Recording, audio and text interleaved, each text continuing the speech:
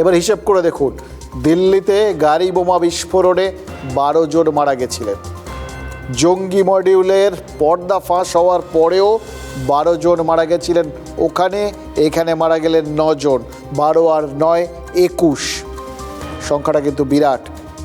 যদি পরিকল্পনা অনুযায়ী ওই 3200 কেজি বিস্ফোরক সেগুলো যদি নির্দিষ্ট দিনে বিভিন্ন জায়গায় পরিকল্পনা মাফিক দিনে দিনে ফাটত, তাহলে কি হতো বলুন তো? অনেক দ্বন্দ্ব লাগছে মনের মধ্যে, কিছুতেই কাটছে না দ্বন্দ্বগুলো। দেখুন, প্রথমত এই বিস্ফোরক মানে অ্যামোনিয়াম নাইট্রেট, এটা খুব সাধারণ মাপের একটা বিস্ফোরকের উপাদান। এটা নিজে নিজে তো বিস্ফোরক নয়। এবার সেটা ওই ফরিদাবাদে ওখানে উদ্ধার করা হলো, সেখান থেকে নিয়ে যাওয়া হলো নওগাম, বেশ লম্বা দূরত্ব, কিচ্ছু হলো না। হলো কখন? যখন এই বিস্ফোরকটার ফরেন্সিক পরীক্ষা হচ্ছিল থানায়। কারা করছিল? জম্মু কাশ্মীর পুলিশের ফরেন্সিক বিশেষজ্ঞরা।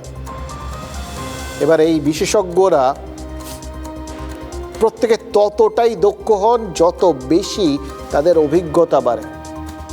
সেক্ষেত্রে এরা তো অভিজ্ঞতার চূড়ায় বসে আছে। এবং সবথেকে বড় কথা, কাঁচা অ্যামোনিয়াম নাইট্রেট থেকেই বিস্ফোরণটা ঘটলো কী করে?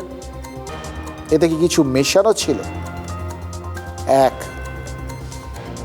এই ডাক্তাররা কি মেডিকেল কলেজের ল্যাবে অন্য ধরনের কোনো বিস্ফোরক তৈরি করে ফেলেছিল? এমন কিছু পদার্থ তার সঙ্গে মেশানো ছিল যেগুলো ধীরে ধীরে বিক্রিয়া করে চরিত্র বদলে ফেলে।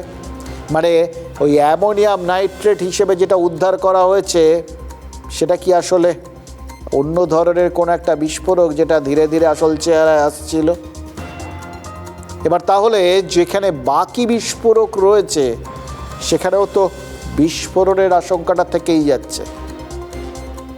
এবং দ্বিতীয়ত, ওই জম্মু কাশ্মীরে তো আমরা দেখেছি প্রত্যেকটা ক্ষেত্রে সোর্সের মধ্যে ভূত লুকিয়ে থাকে। এরকম কোনো ভূত এই বিস্ফোরণের বিষয়টা প্ল্যান করেনি তো?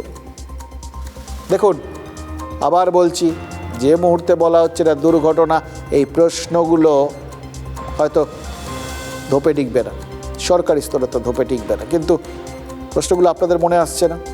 আপনাদের মনে হচ্ছে না এটা ওই জামাতুল মমিনাত, যার ওই প্রধান হচ্ছেন ওই ভদ্রমহিলা সঈদা, তাদের প্ল্যান বি নয় তো?